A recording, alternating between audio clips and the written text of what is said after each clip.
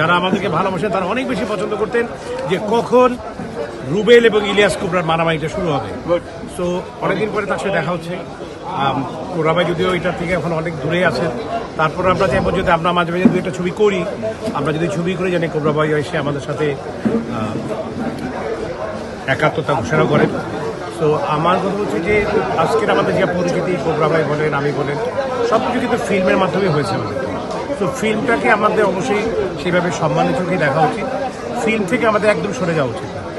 তো আমার কোবরা ভাইয়ের প্রতি অনেক অনেক শুভেচ্ছা, যেহেতু উনি মেন অ্যাকশনে দাঁড়িয়েছেন। হার জিত সেটা একমাত্র উপরওয়ালা জানে, কে জিতবে কে হারবে।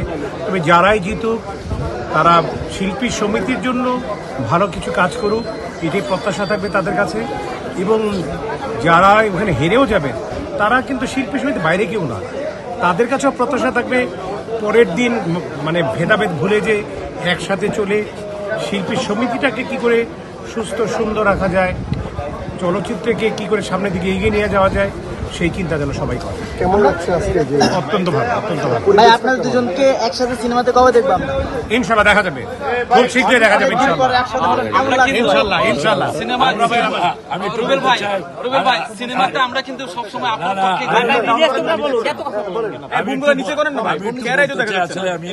আমি প্রথমে জীবনে আমার জন্মদাতা হলো সদ্দীয় মাসুদ পারভেজ সোহেলানা, ওনার বড় ভাই। উনি রুবেল ভাই আমাকে ওনার বড় ভাইয়ের কাছে নিয়ে গেছিল। আমি আরেকবার বলছি, আরো কয়েকবার বলছি। তো রুবেল ভাই আমাকে ওনার কাছে নিয়ে গেছিল প্রথম ছবি আমার মারুক শাহ। তো পারভেজ ভাই মানে ভাইয়া বললো ঠিক আছে, রুবেলকে বললো যে ঠিক আছে ওনাকে আমাদের ছবিতে রাখা হবে। তো আমি ওনার সঙ্গে প্রায় 100-র উপরে একা ছবি করছি। তো উনি হচ্ছে বাংলাদেশে মার্শাল আর্টটাকে পরিচয় করার জন্য আমাদের চেয়ে সবচেয়ে বড় অবদান হলো ওনার রুবেল ভাইয়ের। তো আমি বিশেষ করে রুবেল ভাইয়ের জন্য দোয়া করি। রুবেল ভাই এখনো একটা 30 বছরের ছেলের মতো, ইনশাআল্লাহ ঠিক আছে। রুবেল ভাইয়ের জন্য বিশেষভাবে দোয়া করি, কেন উনি মার্শাল আর্টটা জনপ্রিয়তা করার জন্য, বাংলাদেশের মার্শাল আর্টকে জনপ্রিয়তা করার জন্য ওনার অনেক অবদান। ওনার জন্য আপনারা দোয়া করবেন, উনি সুস্থ থাকে, ভালো থাকে।